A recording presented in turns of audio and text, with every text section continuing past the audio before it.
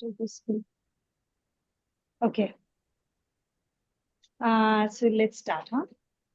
So we'll do 3 ohms. Okay.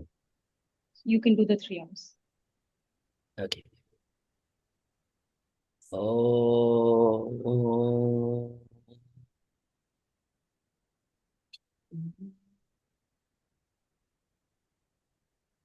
Oh. Oh.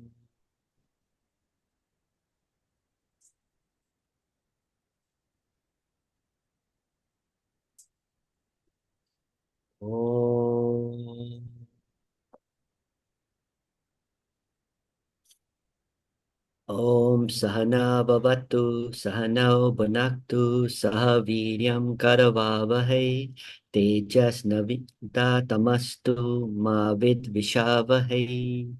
Om Shanti Shanti Shanti. Om Sadashivam Samarambam. No. Repeat after me, okay? Om Sadashiva Samarambham Om Sadashiva Samarambam. Shankaracharya Madhyamam Shankaracharya Madhyabam. Asmad Acharya Paryantam Asmad Acharya Paryantam. Vande Guru Paramparam. Vande Guru Paramparam. Om Gurur Brahma Gurur Vishnu Om Guru Brahma Guru Vishnu. Gurur Devo Maheshwarah Guru Devo Maheshwarah. Guru Sakshat Param Brahma Guru Sakshat Param Brahma. Tasmai Shri Gurave Namaha. Tasmai Shri Gurave Namaha. Om Saraswati Namastubhyam Om Saraswati Namastubhyam. Varade Kamarupini Varade Kama Rupini. Vidyarambham Karishyami Vidyarambam Karishyami. Siddhir Bhavatu Me Sada Siddhir Bhavatu Me Sada. Karpanya Doshopahata Swabhavaha Karpanya Dosopahata Swabhavaha. Precchami Tvam Dharma Sammudha Prachami Tvam Dharma Sambuddha Chetaha. Yachreyasya Nishchitam Bruhi Tanmay Yachreshyana Nishtam Bruhi Tanme. Shishyaste Shadhimam Tvam Prapannam Shishyate Ham Sadhima Tvam Prananam. Prapannam. Prapanam. Om Vangme Manasi Pratishtita Om Vangme Manasi Pratishtita. Mano Me Vachi Pratishtitam Mano Me Vachi Pratishtitam. Avir Maedhi Avir Me Idhi. Idasyana Anisthaha Vidasya Ma Anistaha. Shrutam Me Ma Prahasihi Shrutam Me Ma Prahasihi. Anadhitena Ananidita. Anenadhitena Aneditinena. Ahoratran Ahoratram. Sandadhami Sandadami. Ritam Vadishyami Ritam Vadishyami. Satyam Vadishyami Satyam Vadishyami. Tanmavavatu Tanmam Avatu. Tadvaktaram Avatu Tadvaktaram Avatu. Avatu Mam Avatu Vaktaram Avatu Mam Avatu Vaktaram. Avatu Vaktaram. Avatu Vaktaram. Om Om Shanti Shanti. Shanti Shanti Om Bhadram Karnebhi Shrunayam Devaha Om Bhadram Karnebhi Vishrunyam Yamadevaha. भद्रं पश्येम अक्षभीरजत्राः भद्रं पश्येमक्षभिर्यतरजरतेः स्थिरैरङ्गै श्रित्रे अङ्गे स्तुष्टवाग्वं तुष्टवागं प्रसनूभिः सस्तनूभिः व्यशेम देवहितं यदायुः वश्येऽहं देवितं यद्याहुः स्वस्ति न इन्द्रो स्वस्ति न इन्द्रो वृधश्रवाः वृदाशरावः स्वस्ति न पूषा स्वस्ति न पूषा विश्ववेदाः विश्ववेदा स्वस्ति नस्तार्क्ष्यो स्वस्ति नस्तार्क्ष्यो अरिष्ठनेमिः अरिष्टनेमिः स्वस्ति नो बृहस्पतिर्दधातु स्वस्ति नो बृहस्पतिर्दधातु ॐ शान्ति शान्ति शान्तिः ॐ अहं वृक्षस्य रेरिव ओ अहं वृक्षशेयरविः कीर्तिपृष्ठं गिरेरिव कीर्तिपृष्ठं गिरिरेव ऊर्ध्वपवित्रो ऊर्ध्वपवित्रो वाजुनीव वाज्वनीव स्वामृतम् अस्मि स्वामृतम् अस्मि द्रविणग्वं द्रवविङ्ग्रम् सवर्चसं सवर्चसं सुमेधा सुमेधा अमृतोक्षितः अमृतोक्षितः इति त्रिशङ्को इति त्रिशङ्को वेदानुवचनम् वेदानुवचनम् ॐ शान्ति शान्ति शान्तिः Narayan Narayan everyone. Good morning and wish you all a very happy new year. Okay, we'll start the class. Prem, I think we should start practicing each of these shlokas separately. I'll send you a recording and let's start taking one at a time. Okay? Okay. And, work with each of those separately. Okay? Okay. Most of us are like 99% already there. That little 1% that's let's make sure that before we end this round, we are completely 100% there. We're already on the 17th chapter now. So let's make sure that we close this round by remembering it, that we shouldn't need to see the sheet when we are doing our invocation shlokas. Okay, so let's do that practice. Okay, so we started chapter 17 in last class, Shraddha Traya Vibhag Yoga, which I think was not recorded. This one's recording. So we could upload it. Now Shraddha Traya Vibhag Yoga, this is the last chapter where we will be like, because the 18th chapter is really a revision of entire Gita, right? Now, it's interesting that we are actually in Gyan Yoga, and in Gyan Yoga, we're talking about faith, right?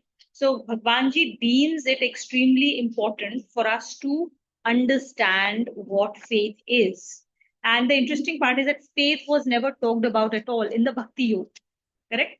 In Bhakti Yoga, you would have expected that there will be a conversation around faith, that we will have a conversation around what it is like to do puja, whereas we touched nothing of faith in chapter 7, in the second shatak, the Bhakti Yoga. In Bhakti Yoga, we only talked about how Bhagwanji only talked about how we recognize him, right? So, and why is that? That's because one, that bhakti is nothing but love. And we only fall in love with people. Real love is when we understand the other person really well. So all of second Shatak has been focused around knowing Bhagwanji, being able to recognize Bhagwanji in this world, and to really understand who he really is, what his powers are, and how our relationship to him is, right? And finally, now he's going to talk about faith. It is important to understand the kinds of faith and what faith really is, because faith is what makes a person inside out. We are what our faith is. So, the first thing he explained to us at the very start of the chapter is, how do you even define faith, right? So, he defined faith with three components to it. The first component is reverence, the second is love, and third is confidence. And love comes from understanding him and his real nature, which is what we did in the entire, like, chapter 7 to chapter 12. So love, then reverence. Reverence is something that naturally comes when you really understand the other person. Reverence is something that allows you to respect the other person, but it is way more than respect, right? But the respect underlies reverence, right? And then the third part is confidence, right? So when we say that I have faith, I must possess all three things. Otherwise, हम ये नहीं कह सकते कि I have faith. That means our faith is not there. If we don't have the confidence, and a lot of us will say, oh, yeah, I love Bhagwan Ji, oh, I have a lot of reverence for him, right? But the moment something goes wrong or something that we ask Bhagwan Ji, please give me this, which is what a lot of us always do, right? That's been the traditional way we've always prayed to Bhagwan Ji, please give me this, please give me that, rather than, the like what we've learned along the way, how we should be praying, right? So when we ask him for something and it doesn't happen, immediately our confidence in him wavers, right? And we fall back to our natural ways of being. I have confidence in my ego. I have confidence in my abilities. I have confidence in someone else in this world who will get my stuff done, right? I don't have confidence that Bhagwanji will take care of me, right? So when we are going through that, know that we don't have faith. Faith must have these three components: reverence, love, and confidence, right? And and faith is essentially a very human characteristic. Animals don't have faith because faith is a matter of choice. And choice is something that Bhagwanji has only provided to Bhagwanji. Is not provided. Bhagwanji is only provided to us, who he has made in his likeness. He has not provided any element of choice to either the in the people living in the seven lokas below earth or the seven lokas above, right? So faith is a very, very human characteristic. And faith will have two components, as with everything else. There is an innate nature, right? Innate nature, and there is nurture, what you nurture. So naturally, if when you are not working to nurture a certain type of faith, everybody has faith, right? Everybody has faith, whether you know it or whether you don't, right? Everybody has faith. The kind of faith that a person has, when he is not working on it or is not aware of it, that that faith springs from his innate nature, what he is born with, what we call our sanskars. Everybody is born with sanskars, and those sanskars determine the quality of our faith, right? So that is the type of faith that Bhagwanji starts the conversation with. Okay. And he says that there are three types of faith. There is Satoguni, Sattvic faith, there is Rajasic faith, and there is Tamasic faith. Three types of faith, according to the three gunas, the chapter we read earlier. And it is very, very important to understand, to become aware of what type of faith we have naturally, what is the innate nature of my faith. Because once I know it, I know what is the direction I'm currently on. And if it is not the direction that is for my best ultimate uddhar, for my best ultimate welfare, then I can nurture my faith towards the direction that is for my best. So it's first important to know where I stand today, right? Now, when we talk about faith, right, how do you know faith? Faith isn't about praying to Bhagwanji. It isn't about sitting or visiting a temple. It isn't about, I mean, those are components of it, right? Obviously. But more importantly, faith is what we do. Faith is what we think. Faith is how we are. And faith comes out in everything we do on a daily basis, however mundane a task is. And that faith determines everything we do in our lives, right? How do you find out, right? So there are these cheat sheets. So one small cheat sheet is when we should figure out who are the people that we hold in high esteem in our lives. Why do we hold them in high esteem? And who are the people we want to emulate? Who are the people we want to follow? Who are the people that I want to be a part of their group, right? Who I want to socialize with. These things will kind of give me an indication of what my faith is. Is it Rajsik, Sattvic, or Tamasic? Right? So because and why is that so? Because all of these aspects represent what is actually innately important to us, which is determined by our faith. So what we want to do, people we want to follow, people we hold in high esteem, people we want to hang out with, people we want to copy in our lives in various aspects, these things tell us what is important. What are the values that I hold important to myself? And this reflects my faith. Hmm? And then in the next, the fourth shloka, Bhagwanji told us at a very high level that the people who have sattvic faith, they will worship the gods. Those who have rajasic faith will worship the yakshas and the rakshas. And those with tamasic faith will worship fiends and evil spirits. Right now, these are very, very strong words. They evoke certain types of imagery. Bringing them closer home to our me story, people with sattvic faith will worship divine qualities. So you want to emulate divine qualities. You want to inculcate divine qualities, and you work hard to inculcate those divine qualities in you. You worship people who display those divine qualities, right? That represents sattvic faith. Those with rajasic faith will worship yakshas and rakshas. Yakshas and the rakshas are people who have very special powers to manifest material things in this world. Hmm?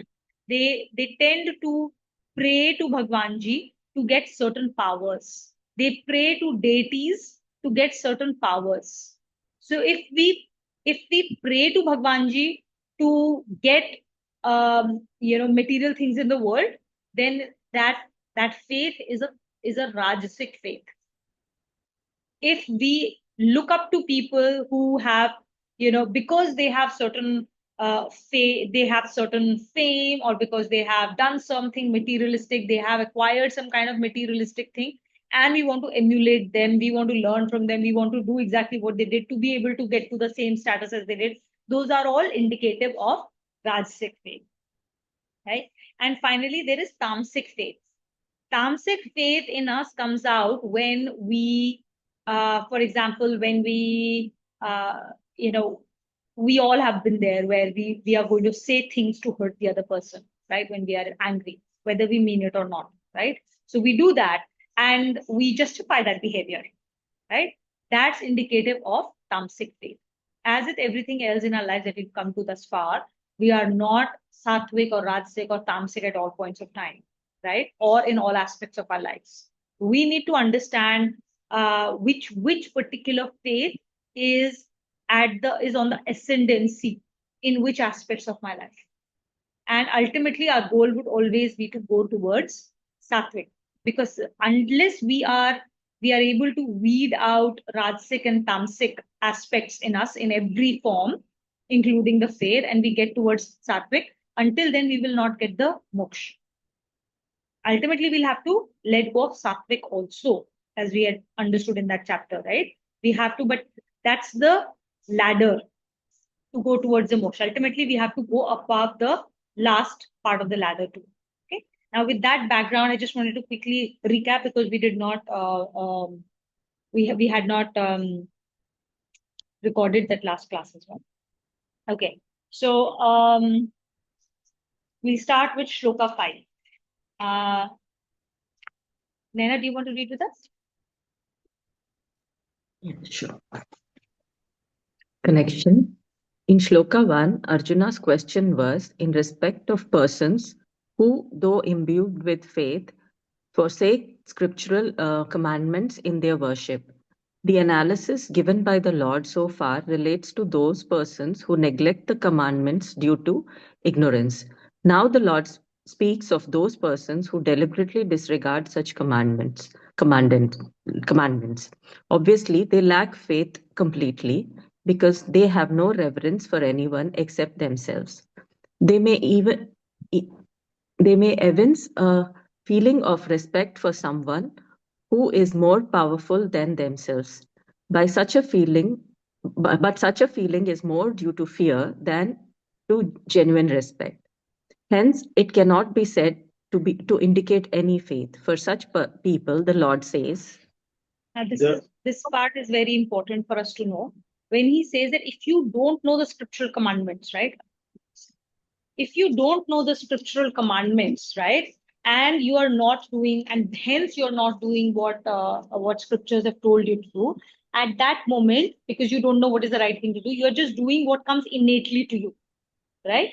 And the faith or your actions that come due to that faith are representative of your innate nature. For people who are doing this out of ignorance, there is always a solution, right? You give them the gyan, you tell them what is the right thing to do, and they're like, oh, okay, I didn't know this, and so now I'm going to correct my behavior, right? So we have talked about those thus far. You want to? Did you push the computer? So, but then he says now he's going to talk about the people who understand those commandments, right? All of us now actually fall in that category. We have gone through 3 years of Gita, and we have understood. We've gone through Gita. We understand what the expectations from us are, what the commandments are. Now he's going to refer to such people who understand, and they. Now, when you understand it and then also you don't do it, then there is no reply, na? You know what is the right thing to do, what is the wrong thing to do. If you are still not following what scriptural commandments are, then Bhagavan says such people don't follow the scriptural commandment and they deliberately disregard these commandments because they lack the faith. Such people are refusing to follow the commandments because they lack the faith. And faith is composed of 3 aspects: reverence, love, and confidence. Reverence, as I said, the reverence is a higher form of respect. When I say that I respect somebody, when I say I respect somebody, when I say I worship somebody, it essentially means, it doesn't mean that, oh, I hold somebody in awe, oh my God, that's so awesome. No, that's not real worship, or that's not real respect. Respect is when you want to inculcate that person's, those aspects that you respect inside of you. That is real worship and that is real respect, right? So Bhagwanji says that they lack the faith because they have no reverence. If you have reverence for Bhagwanji, then you will want to inculcate those divine qualities. You will want to follow what they tell you to do. If Bhagwanji says this is the right thing to do, please follow this, and we say nah, then that means there is no reverence. Such people only have reverence for themselves. When we say you have reverence for yourself, that means what? I know better. Right? I know better, so I will follow what I think I should do. Right? बहुत अक्कल है मेरे पास. I will tell you what is the right thing. You don't know. I'll tell you based on my experience. Then I have reverence for myself, and I have reliance on my ego, my akal, not on what Bhagwanji say. Right? And you may feel like they seem to have deference towards other people, right? So you say, no, but you have deference. But here Bhagwanji has made a very big difference. He's like, you may feel like they have a certain deference, but that deference comes out of fear of somebody who's more powerful than them. Whether it is Bhagwanji, whether it is other people in society, if you have more power over me with my boss or somebody else, like a very large politician, police commissioner, whatever, if I think that person has power over me, I will have a lot of deference for them. I'll have a lot of respect for them. But that's not genuine respect. That is out of fear. That's deference out of fear, not genuine respect. Genuine respect must mean that I know what I respect this person for, and then I want to emulate that aspect inside of me. I want to follow I want to be that kind of person. If we are not trying to be that person, we're not really, then we should not say that we have respect for that person. अगर हम कह रहे हैं कि हम गणेश जी की पूजा कर रहे हैं, that puja is nothing but rituals. If we are not trying to understand who Ganesh ji is, what he stands for, and to emulate those aspects inside of me. I worship Ganesh ji, I worship Hanuman ji. If I become them, I strive hard to become what they stand for. That is real worship. That is real reverence, and that is real respect. This aspect is extremely important for us to understand. And this is the way, this is the feeling, and this is the bhav we must bring to our puja. This is the bhav we must bring in when we do our daily nam jap. Why do we do nam jap? Hare Ram, Ram Ram, Hare Hare, Hare Krishna, Krishna Krishna, Hare Hare. Because we are reminding ourselves of Ram and of Krishna. We are reminding ourselves of Bhagwan, and we are saying that the divine qualities he represents, may those divine qualities be present in me. And it works. As we all have, who have worked really hard with the nam jap, have realized that it has ended up making changes over a period of time. It makes changes inside of us, and it loosens our bad habits, and it inculcates stronger, better habits that are in favor of our ultimate welfare.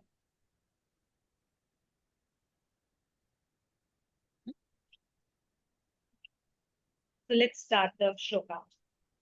Ashastra vihitam ghoram Ashastra-vihitam ghoram tapyante ye tapojanaha tapyante ye tapojanaha dambhahankar samyuktaha dambhahankara-samyuktaha kamaraga balanvitaha kamaraga-balanvitaha karshanta sharirastham karshantah sharirastham bhutagramam chetasah bhutagramam-chetasah mam chaivanta sharirastham mamachaivaantah sharirastham tan vidya asur nishchayan tan vidya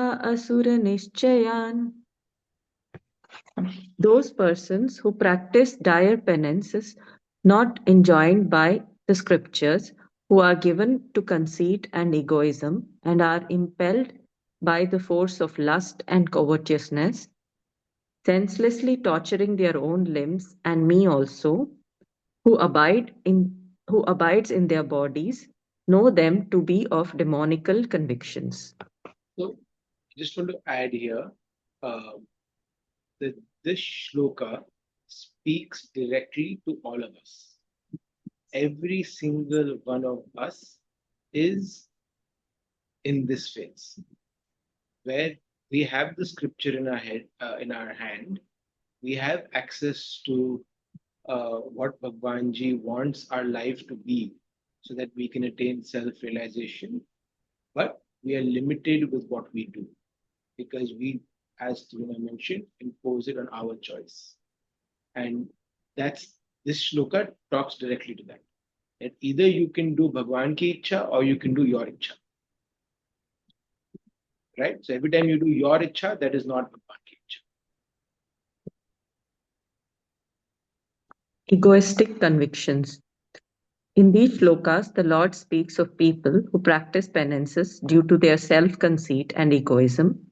Because of a disregard for scriptural commandments, they do so only impelled by their lust and covetousness.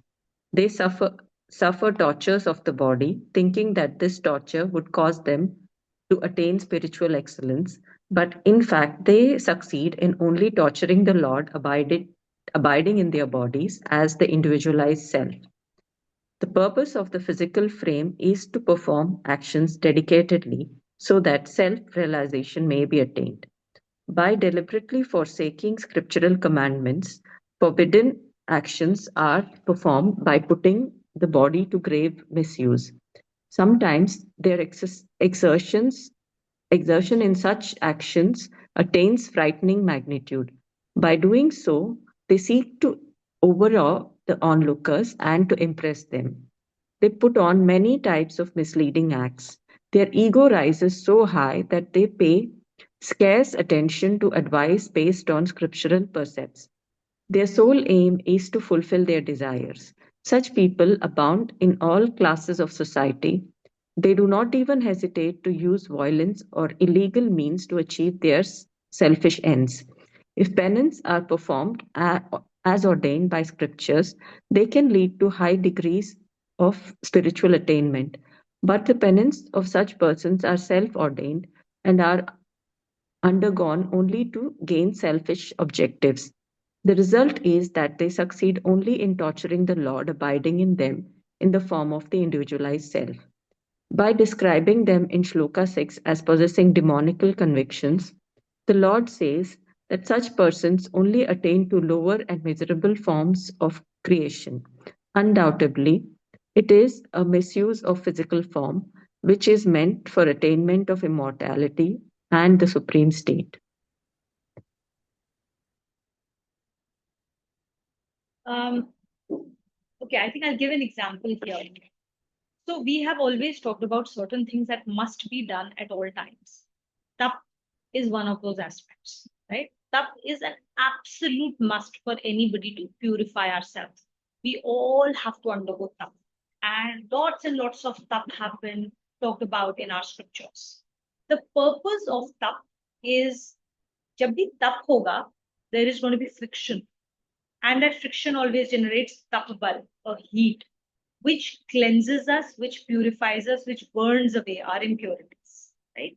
When we do tap ordained as per the scriptures, this is the outcome. And hence they are always talked about, right? But we can always do tap which is not ordained by scriptures. For example, there is tap of food that is ordained by in the scriptures, right? So there are all kinds of fasts that have been talked about. There are all kinds of yam and niyam around. Khana chahiye, nahi khana chahiye, ye karna chahiye. And there is a purpose behind each of those yam, niyam, tap. Each of those, the purpose of each of those is to increase our consciousness, to take it to a higher level, to make our consciousness subtler and subtler and subtler so that we can understand subtler messages of Bhagwanji, so that our consciousness becomes more and more cleansed. Same cup of food can be done for a purpose entirely different from attainment of Bhagwanji. So, for example, you have a tap where you will say, I will only eat protein related foods, right? Like there are all kinds of diet fads out there. All of those diet fads put all kinds of strict restrictions and rules around what we can or cannot eat, the times at which we can eat, right? And it takes a huge amount of effort to follow those diets through. But the purpose of those diets is not to improve our antakara. The purpose of those diets is to look good, right? Look good, feel good, all of those aspects, but from a material perspective. And what happens then is that I will attain a certain type of body frame, and then it is going to fuel my ego. And then I want to show it off. Then I want to wear skimpy clothes. I want to wear tight fitting clothes. I want to show off all the effort I've done. Similarly, exercise, right? There are all kinds of yam and niyam and all kinds of things that are there to improve the flexibility of the body, to improve the the health of the body, so that we are able to sit in long hours of meditation, so that we are able to move past our body consciousness. If we are unable to, sit still for long periods of time, we will not be able to move past our body consciousness to be able to enter Krishna consciousness. That is the purpose of all the tap around physical yogas. We can do the same yoga. We can do all kinds of exercises with an entirely different purpose, which is to fulfill, I want to look a certain way, right? I want to run and I want to exercise because I want to run a full marathon. I want to run a full marathon to be able to tell people that I am a full marathoner, right? And then all of these things, what it does is all of these, there's a huge amount of stuff involved in all of this, but it only So, fulfills one purpose, which is to fuel my ego further, right? And when it fuels my ego, all I'm doing is that I'm just doing more and more things to make myself and my physical form look good. In all of these cases, Bhagwanji says, "Yaar, what is this? What is this physical frame for? This physical frame is nothing but a temple for Bhagwanji. This temple is to be used for yoga. And instead of yoga, we use it for bhog. And in the process of this bhog and related penances that we undergo, we are doing nothing but torturing the Bhagwanji. We are torturing this body, we are torturing the ego, and we are torturing the Bhagwanji inside of us as well. So Bhagwanji does not approve of penances for the sake of penances or for the sake of acquiring certain types of material aspects, right? He says there has to be purpose before everything else. Purpose and bhav stand above every kind of action.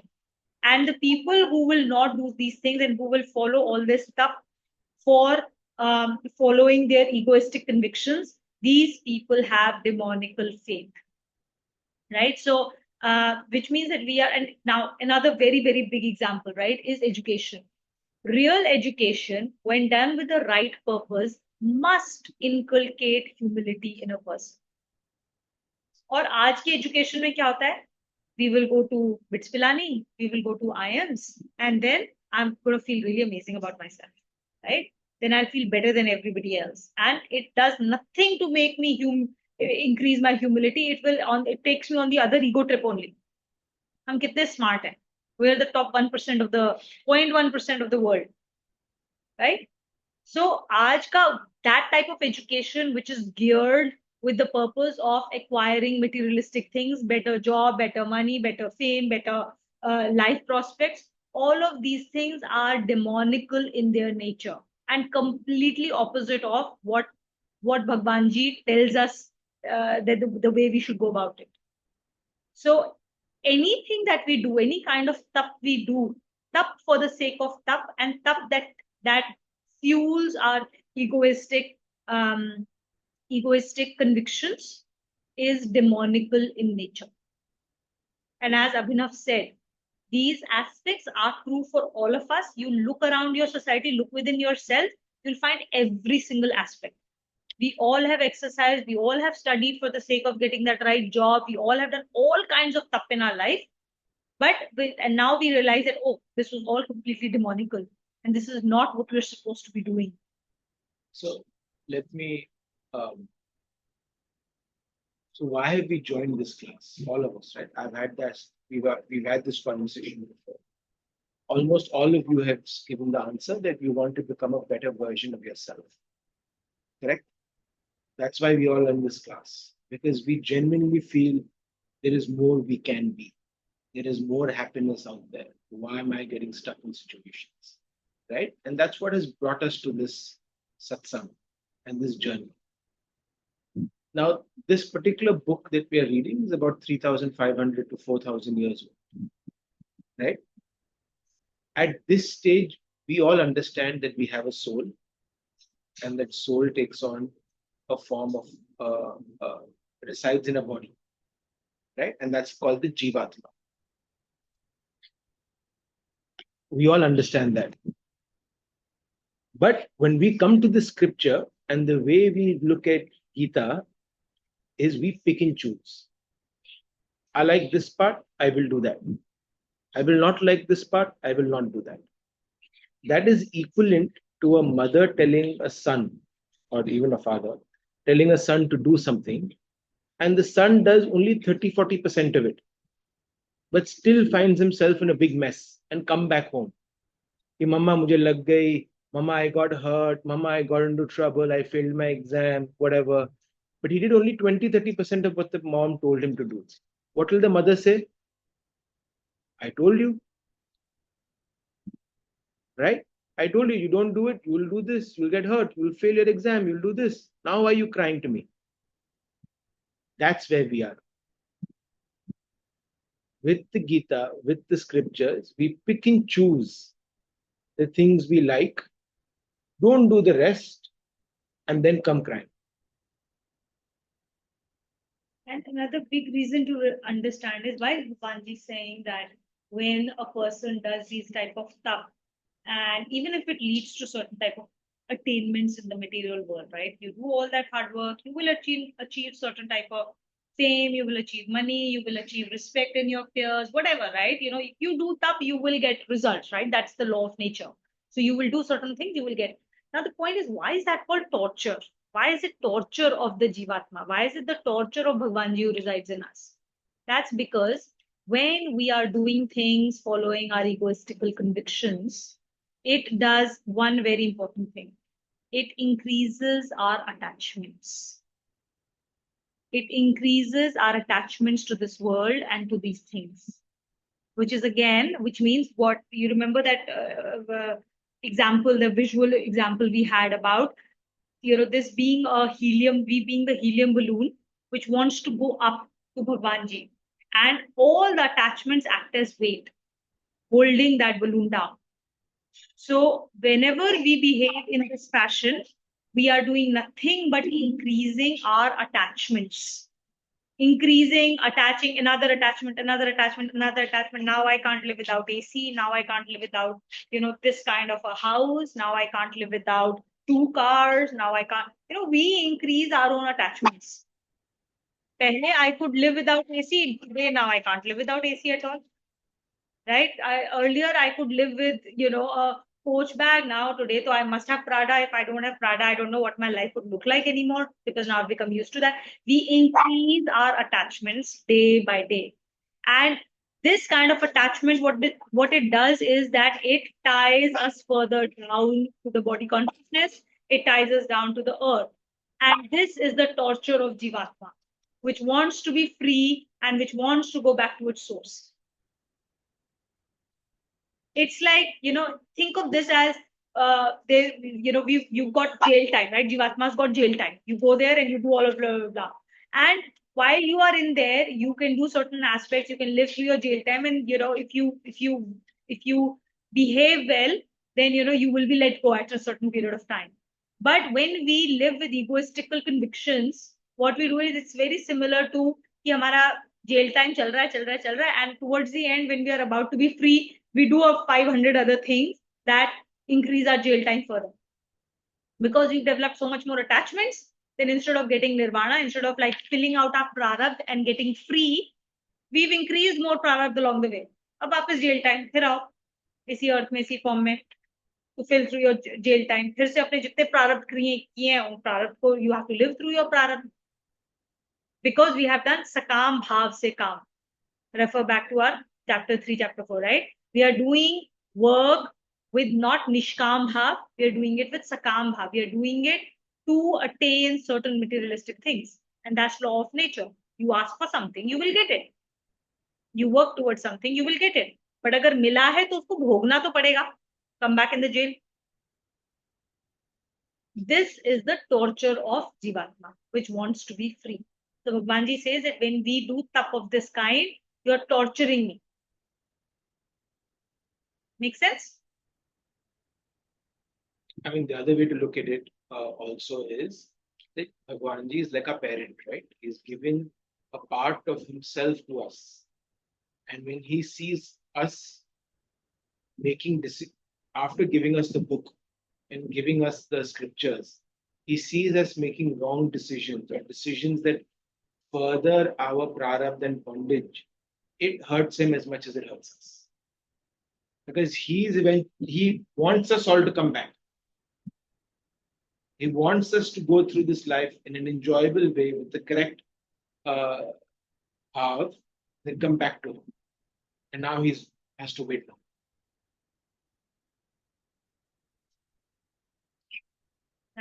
Sanchita, you want to read with us?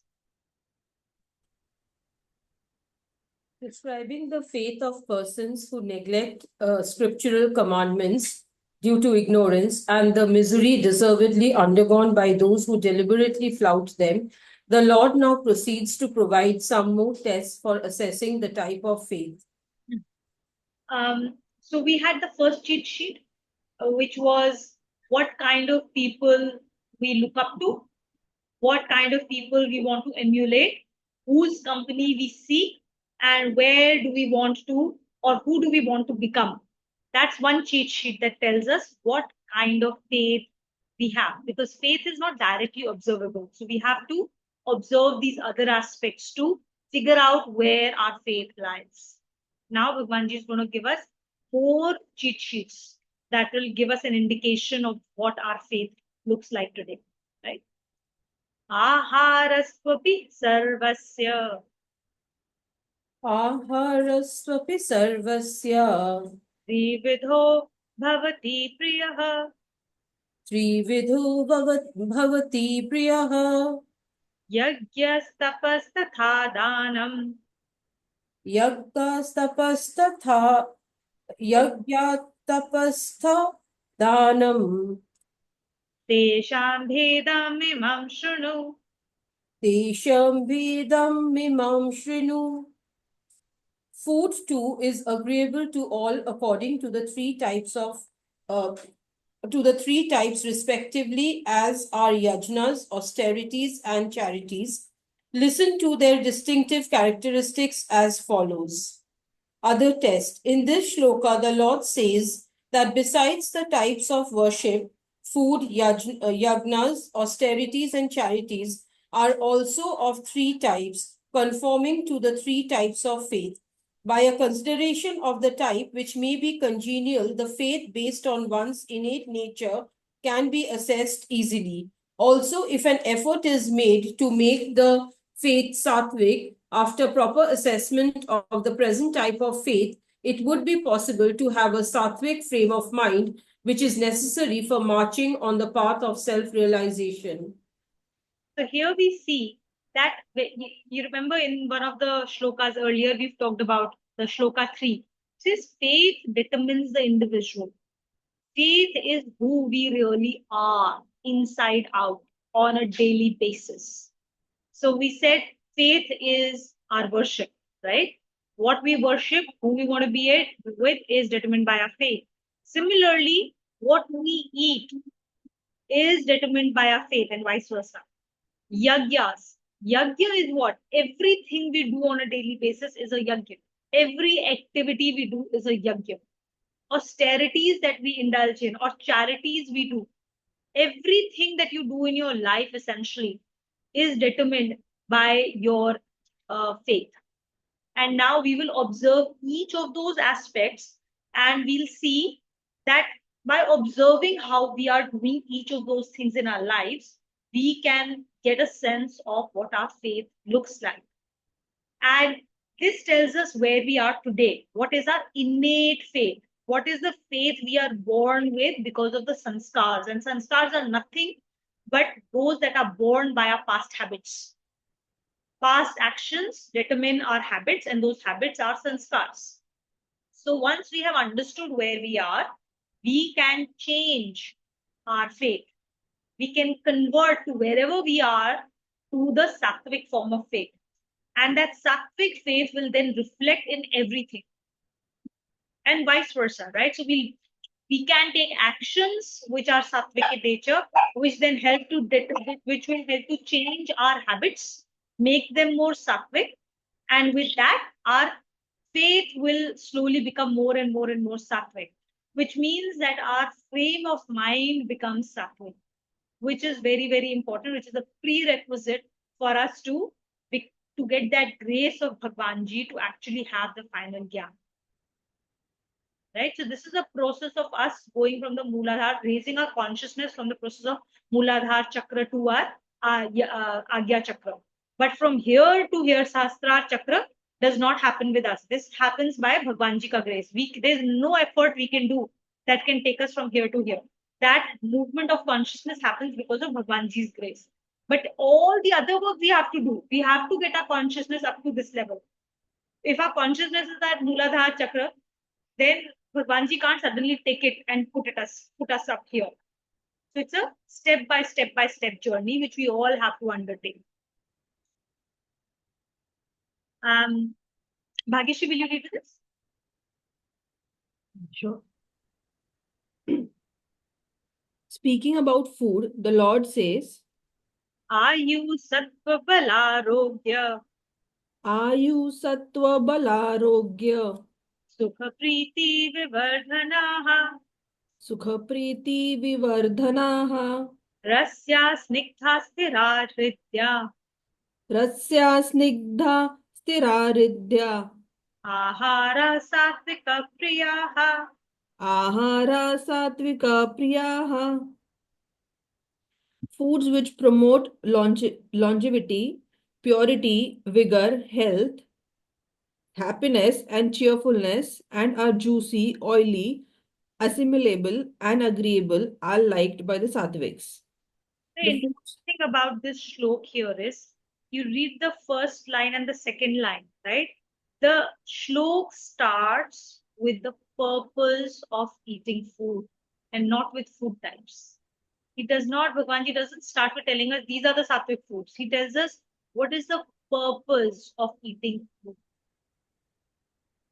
The moment we talk about sattvic, we always start with purpose first. Purpose, then bhav, and then comes the action, and last comes the object of those actions, the result of those actions. Purpose is the most important thing. So when we look at food, we have to first start with a sattvic person will always think about the purpose of food before he thinks about eating.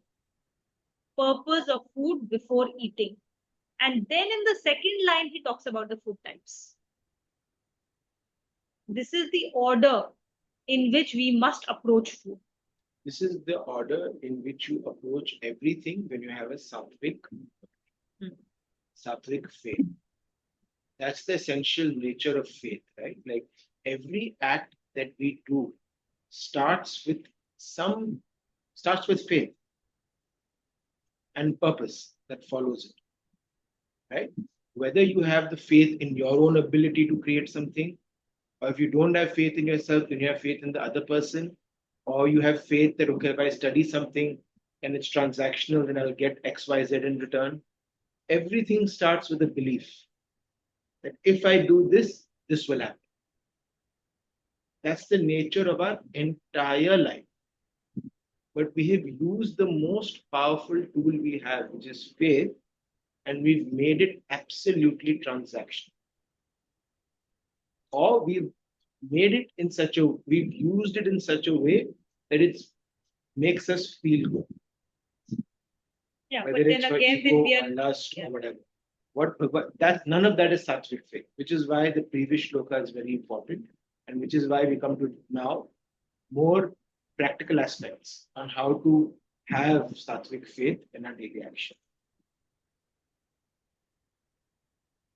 The foods liked by Satviks. This shloka speaks of foods liked by Satviks. The descriptions given against each head are based on the accepted principles of the Ayurvedic system of medicine. Longevity. Easily digestible foods generally promote longevity. Purity. Pure foods like fruits, dry fruits, milk, and milk products fall in this category. Vigor. Foods such as wheat, butter, barley, and grapes promote physical and mental vigor.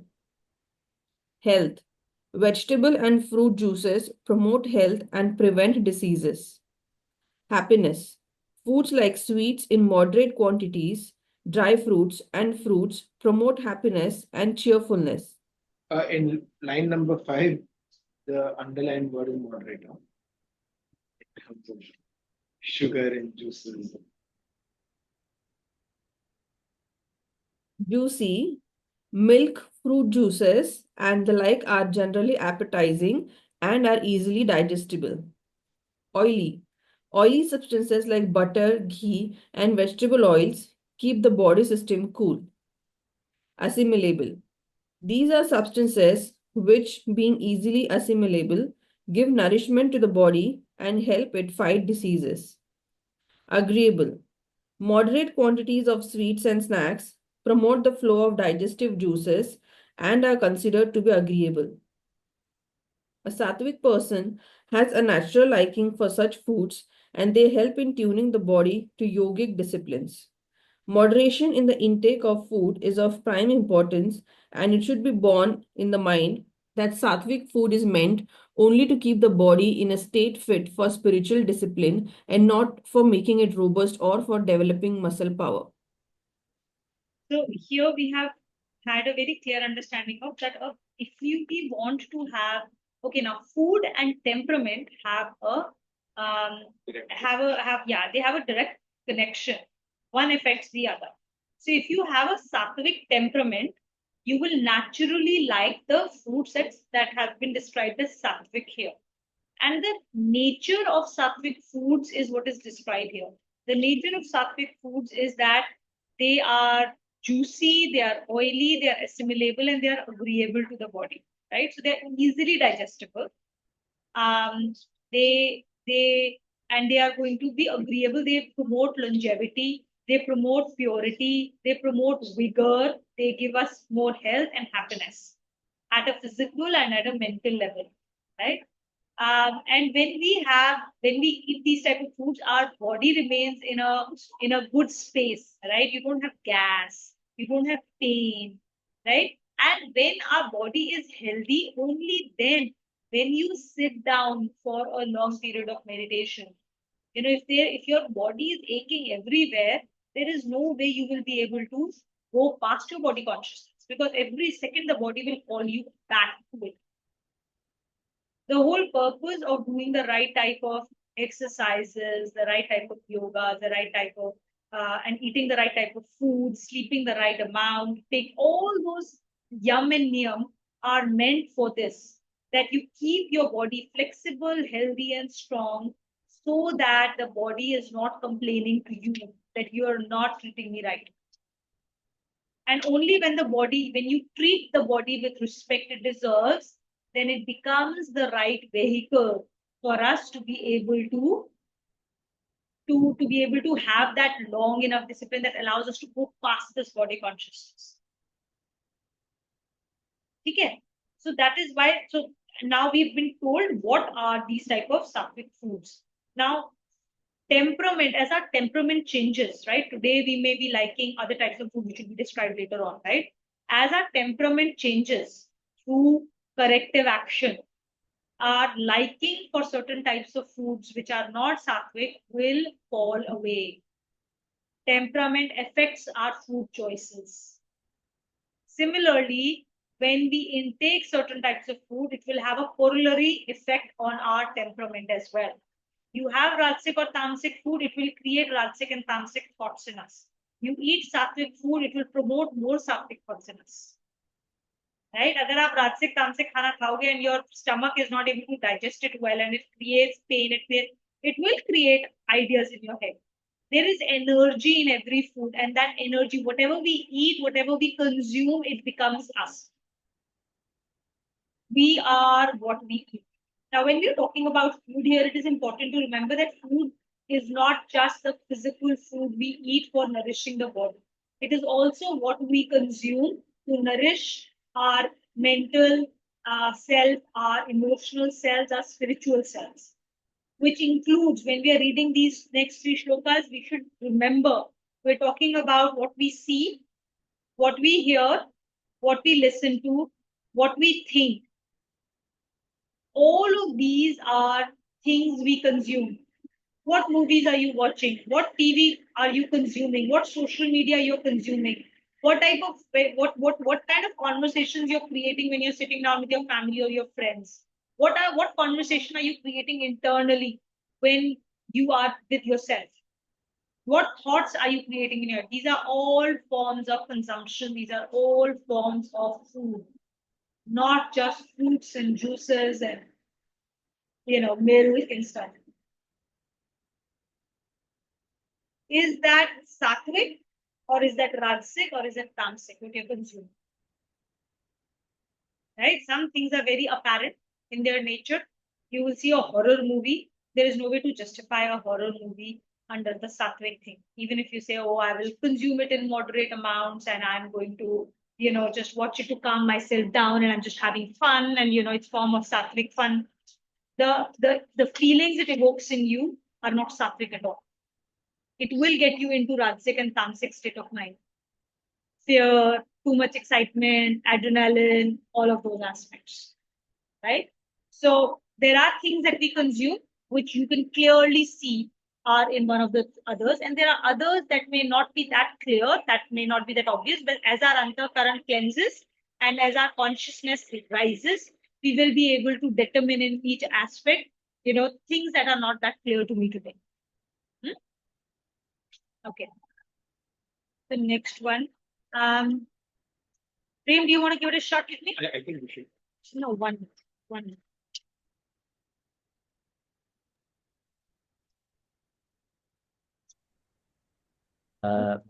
Connection.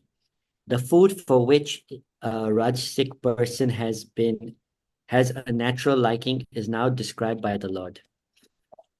Katav, Katav,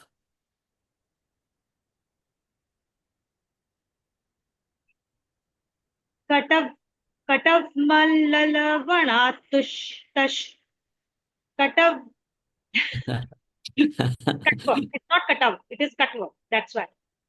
Katvam mallalavana, lavnatyushna, Katva Mala Vana Yashya tyushna, tyushna. Yushna Tikshna ruksha vidahinaha, Tikshna Ruksha vidahinaha, Vidanhinaha ahara rajasyeshtha. Aharaha Rajas Sheshta Ahara Ahara rajas syeshtha. Rajasa Shesta Dukha shoka kamaya pradaha. Dukkha Shoka Kamaya Prada. Bitter, sour, salty, excessively hot, pungent, dry, and burning foods are to the natural liking of a Rajasic person. Such foods produce pain, grief, and disease. Foods liked by the Rajasics. The foods of type mentioned in this shloka cater to a taste of person who is passionate and vigorous. Such foods, when taken for days, continuously cause pain in different parts of the body and thereby bring a sense of suffering to one who eats them. They also give rise to ailments. Some of the herbs and preparations of this type have medicinal value, but in this shloka, the Lord is speaking about the natural taste of a Rajasic person.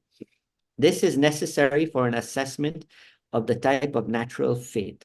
Obviously, a change of diet cannot produce a change in temperament, but a change in temperament would produce a change in the liking of a person for a particular type of diet.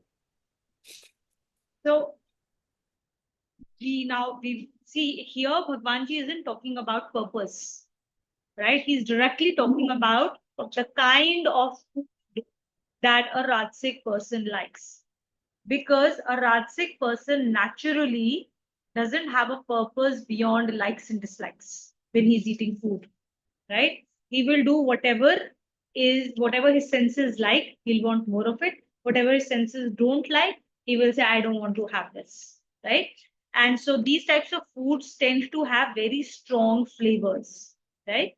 Bitter, sour, salty, excessively hot, pungent, dry, burning foods, right? Now, this is not to say that the sattvic food does not have any kind of flavor, right?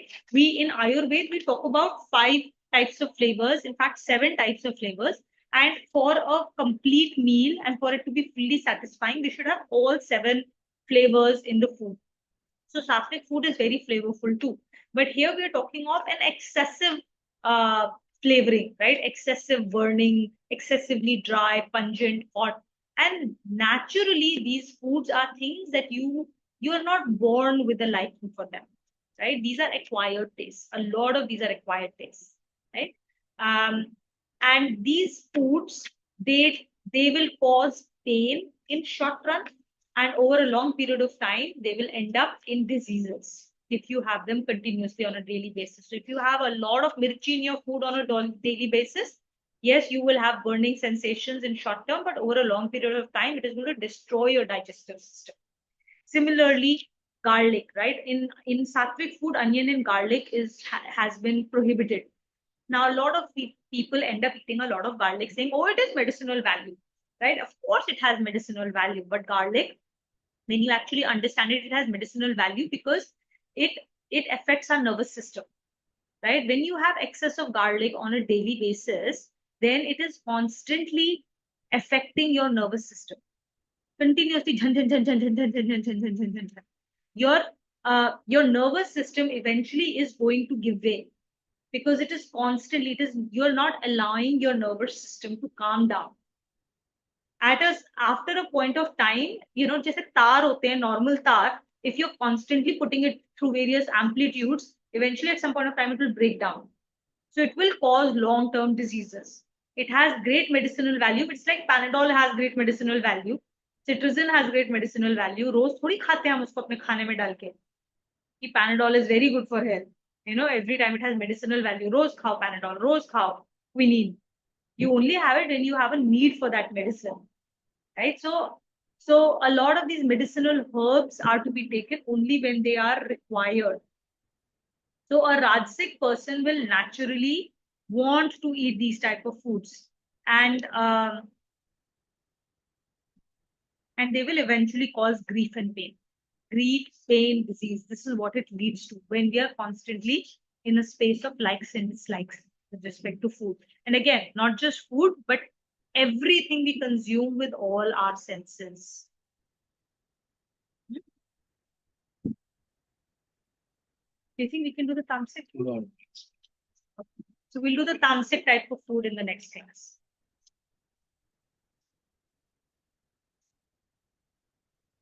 We'll use the rest of the class to do a quick round of takeaways. Who wants to go first?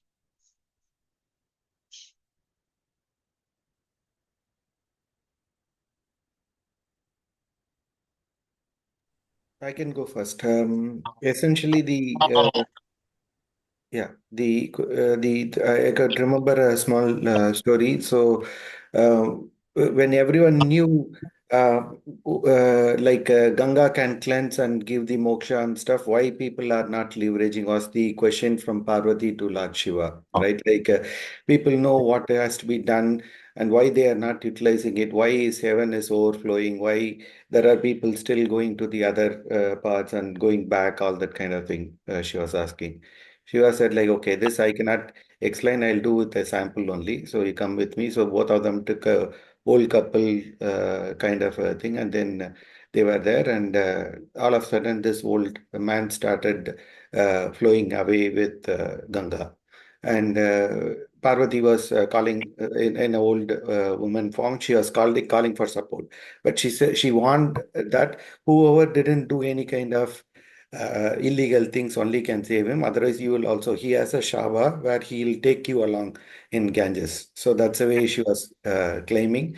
And then nobody was ready, right? Like everybody has done something or other, and everyone was hesitant in saving Shiva in the old man form. All of a sudden, there is a local thief who jumped into the river and saved Shiva. So everyone was trying to scold down to Parvati, telling that you lied. We know that this guy is a local thief and stuff. He was not being a very good person, but he was able to save. And you were telling something. That's the way they were telling. So then Lord Shiva explained. So it is not about having the knowledge or having the understanding. It is dipping with the faith that is matter. So that guy told that I heard a story. The thief told that how come in spite of you being a thief, tried saving above your life. So you are putting your life at risk, right? You know that you are the thief. She said you will be swept away with the old man. How did you save? He said I heard that Ganges is so holy, so pure that it cleanses all the this thing, any kind of baba and shaba. So that's what I have learned, and that's the reason I was able to jump and save. So that was the explanation given. So especially knowing and understanding and having the knowledge is one side of it, and taking a dip of faith is something different. So that was my kind of a takeaway. Sorry about a couple of minutes there.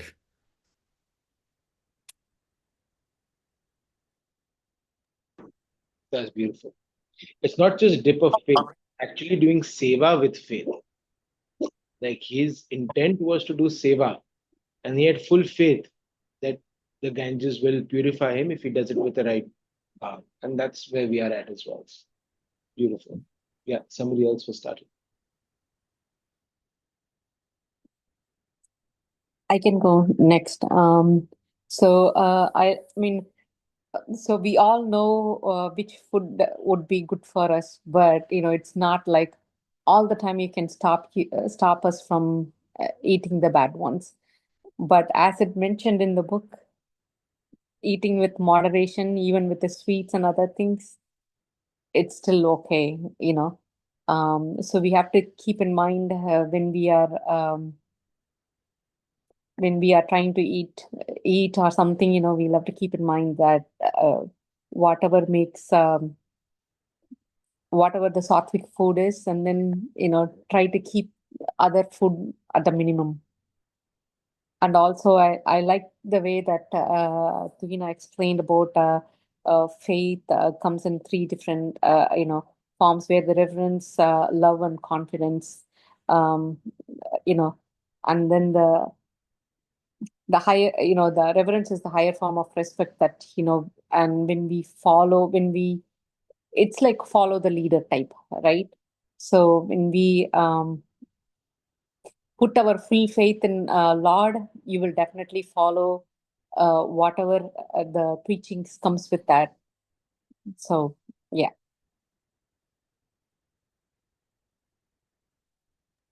Thank you, Anita. I can go next. What I found today was a bit interesting and all. I understand like that how faith has three components: reverence, love, and confidence. But it's also very important to see that there are certain things in life that shakes your confidence, and then you again have to rebuild and start, and just leave it to the Lord to I guess rebuild the faith again, and just have the confidence and reverence and love, knowing that whatever happens for the best.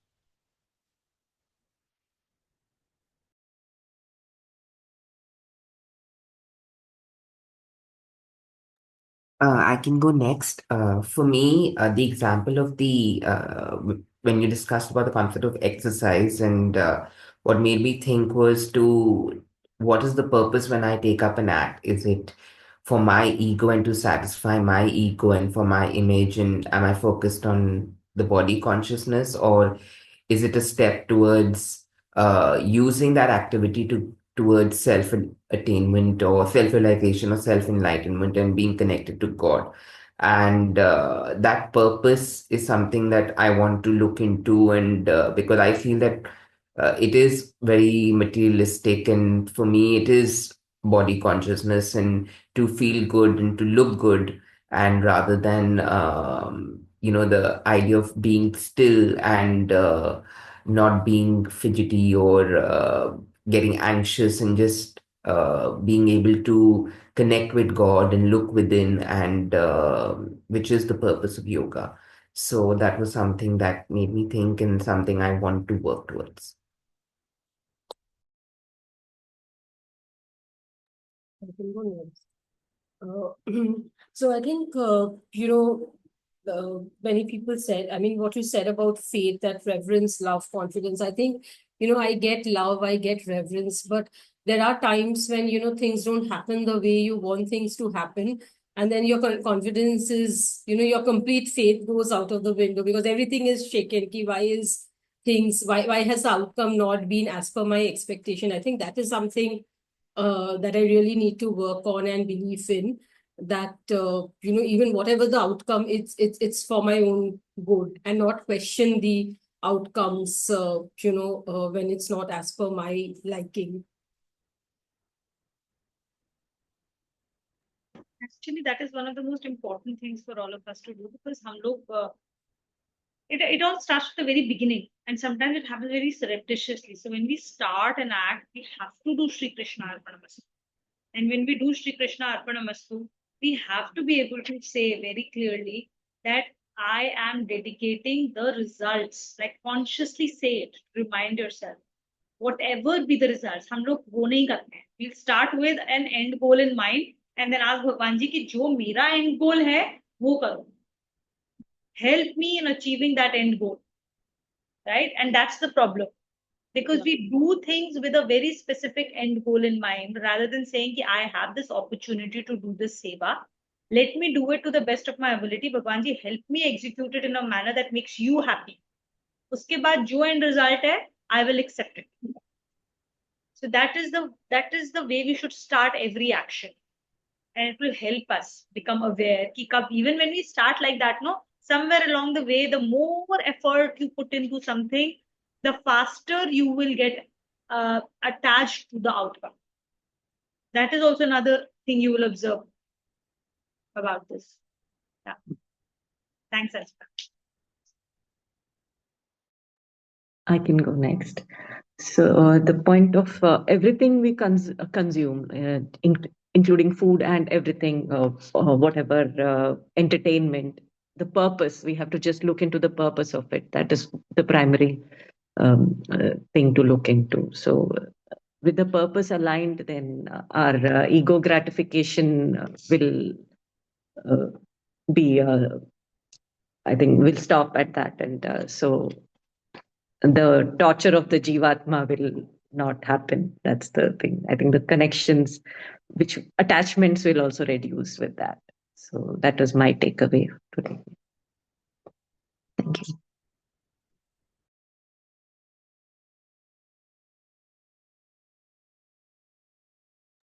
I'll go. So about the three qualities of faith, I want to keep them in my mind all the time during whatever I do, whatever I think, whatever I do, that I am having all these three qualities of reverence, love, and confidence. That is one thing. And then we talked about how we don't follow everything that is given in the Gita. We pick and choose what we feel. Again, that is our bias that is limited to our knowledge. So if we just have faith in this book which we have, and just follow everything that is said, I think that will certainly help us to make the better version of ourselves. Like we said, that is what we are looking for in this class. And then when Tuhina talked about how our attachments are increasing day by day, right? Because we were first attached to our education, job, and how what we are earning, how we are spending, what things do we own. Everything is increasing day by day. So being in this world, things are going to be there always. There will be tons of things, but we need to keep our attachments in check, whether like whatever I have now, whether I will be okay without all of this. That's how I want to have that kind of thinking. I want to become like that today, if I don't have, I mean, today I have all this, tomorrow if I don't have any of this, even I should not have, even I shouldn't lose even like 1% of my mind, or control, that oh, I lost my house or my job or my car, or whatever comfort we have. So it's also like what Lord Ram did, like in the prosperous city of Ayodhya. Lord Ram was supposed to be crowned as the king, and all of a sudden he got the news that King Dashrath said that he cannot be the king, and he'll have to go in exile and whatever. without a flinch of doubt, he was like, so be it. I will do that. If it's King Dasharath's request, I will not be the king. I'll go into exile. Everything he had, he was a prince, such a prosperous city. He was just, even like hearing that news, he was just okay with like, okay, I mean, I'll just leave that without even any like a second of doubt. So I think that is not how we are these days. Like I am attached to a lot of things, body consciousness and also material things around us. So yeah, the goal is to like attach less and yeah, become Ram. Yeah, it's beautiful sharing, Bhagyashri, and very, very well said. I'll give you an easier way for you to observe your attachments and to let go of them. It's not necessarily about visualizing everything that you have and saying, I will let go of it all and test my attachment.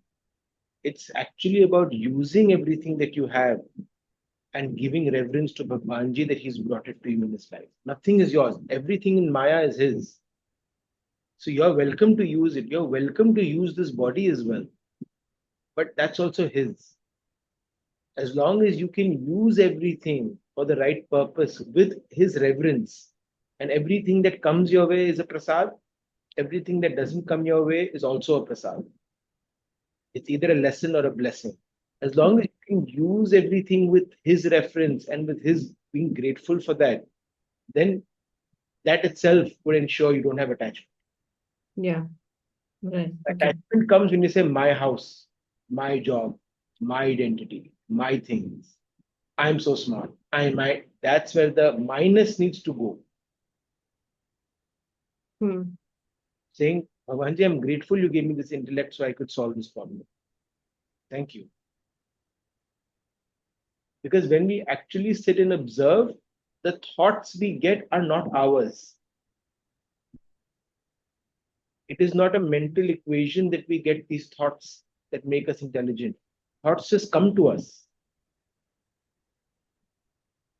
Your brain is not holding a box of thoughts that you add more thoughts and it becomes smarter.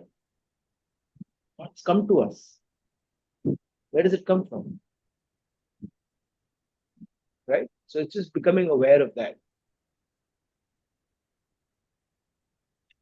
Yeah.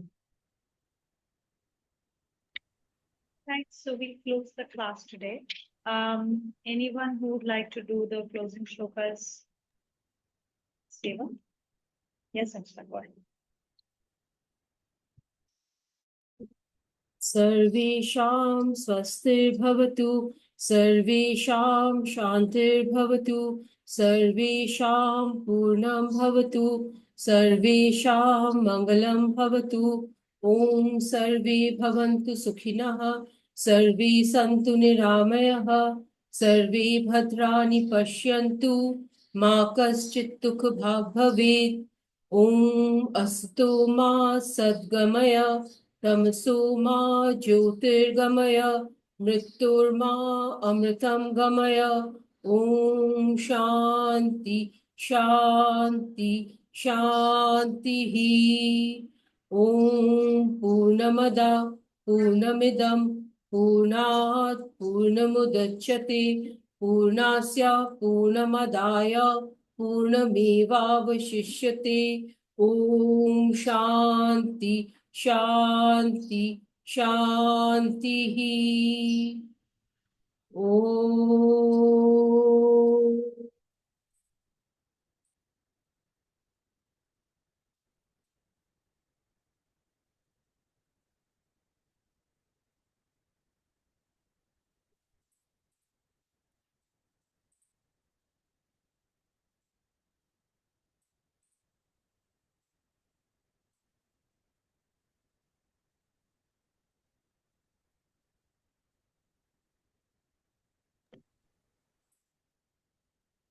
Sanchita, we can't hear you.